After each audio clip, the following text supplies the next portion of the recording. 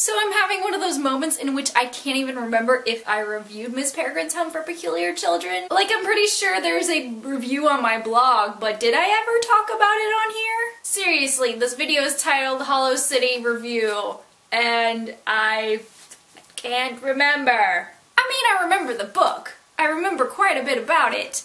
Was kind of fuzzy on the ending when I was reading Hollow City, but it came back to me pretty good. So to kind of recap a little bit, this book is about this kid named Jacob, and we're following his story, and he goes overseas with his father, and he stumbles upon this thing that takes him to one of the loops. And basically a loop is when time doesn't really necessarily move forward. It's like basically the same day plays over and over and over again.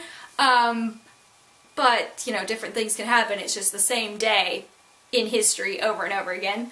And basically he meets peculiar children, and they have all sorts of abilities and whatnot, and they have a caretaker named Miss Peregrine, of course. Some crazy stuff happens involving some pretty evil beasties, and the kids actually have to go out on their own in Hollow City and find out what is happening to Miss Peregrine and what is going on in the world, and trying to find another inbred, which is what Miss Peregrine is, being like a bird lady type shapeshifter person. McGonagall, not really. They're actually like taking matters in their own hands in this book, and it just kicks it up on a different level.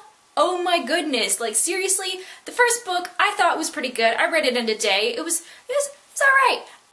The second book just definitely hit me even more than the first one. There's just like so much more going on. Like there was a good bit going on in the first one, but you're just kind of getting to know the world and whatnot and the characters. But I feel like in this one, you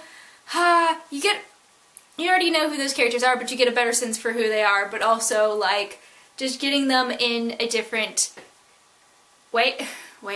What am I trying to say? Basically, you get to see them in action, in true action, because they go up against a bunch of different odds, and, you know, they are, they get into some places where they're, basically World War II is happening, and they're in the middle of London at one point, and, of course they meet some more peculiars, but, a lot of history is happening in this book. Something that I really enjoyed about this book is that, you know, we knew Jacob before, but he's coming into his own peculiarness, I guess. It's not the same kind of peculiar as the other kids, but like everybody's peculiar powers are different. So yeah, and basically he's kind of like the Buffy of this book.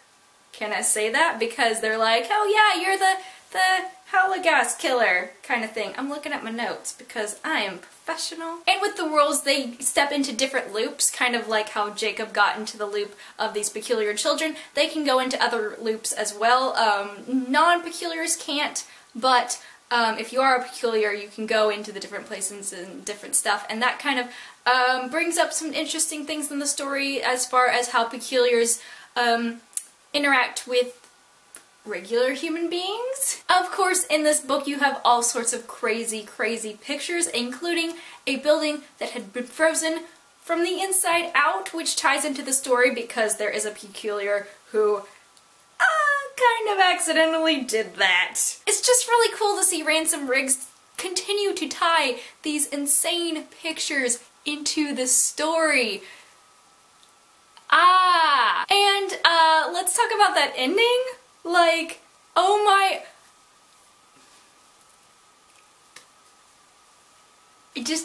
I don't have words. I just need a third book. Hopefully that's soon, within the next couple of years. I don't know. I know that it takes time to have such a natural connection between the pictures and the story, and so I'm sure Ransom Riggs is taking his time. I don't know why I'm doing like the Beauty Queen wave while talking about this, but yeah. Oh, yes, that ending.